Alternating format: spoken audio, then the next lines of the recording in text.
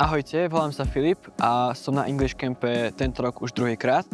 A nebolo by tomu tak, kebyže 2 roky dozadu Boh nezmení môj život práve na tomto kempe. Vyrastal som v tradičnej katolíckej rodine a každú nedeľu som chodil do kostola a Boha som nikdy nepoznal inak ako Boha, ktorý je prísny, ktorý má veľa príkazov a zákazov a nikdy som s ním nemal žiadny vzťah. Keď som prišiel na môj prvý kemp, bol som prekvapený tým, čo som tam zažil. Ľudia sa nehambili za svoju vieru a chválili Boha takým spôsobom, akým som predtým nikdy nevidel.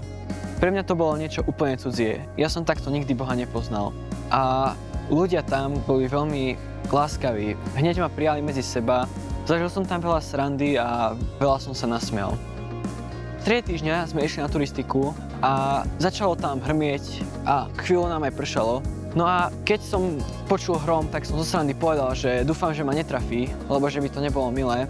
No a potom sa ma jeden z kemperov opýtal, že čo by sa reálne stalo, kebyže ma ten blesk trafí. A vtedy som sa začal zamýšľať nad otázkou, čo by so mnou bolo, kebyže reálne sa skončí môj život tuto na zemi.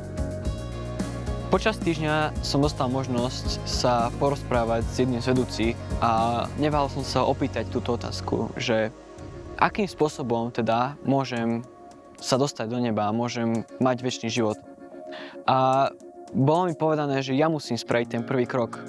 A táto myšlienka bola pre mňa veľmi strašidelná, pretože ja som bol mladý človek, ktorý mal celý život pred sebou a chcel toho veľa zažiť, chcel cestovať, chcel mať veľa kamarátov a bál som sa, že prídem o veci, ktoré milujem.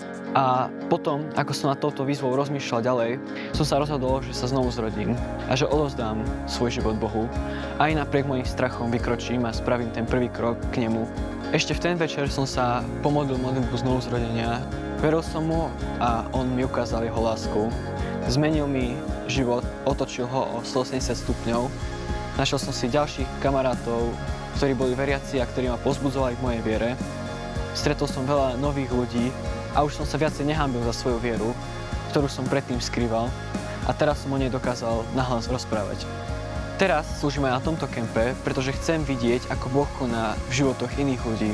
Chcem vidieť, ako ich dokáže objať svojou láskou, ako ho môžu aj oni vnímať ako svojho otca a už nielen niekoho, kto prikazuje a zakazuje, ale niekoho, kto sa o nich stará a niekoho, kto tu vždy pre nich je.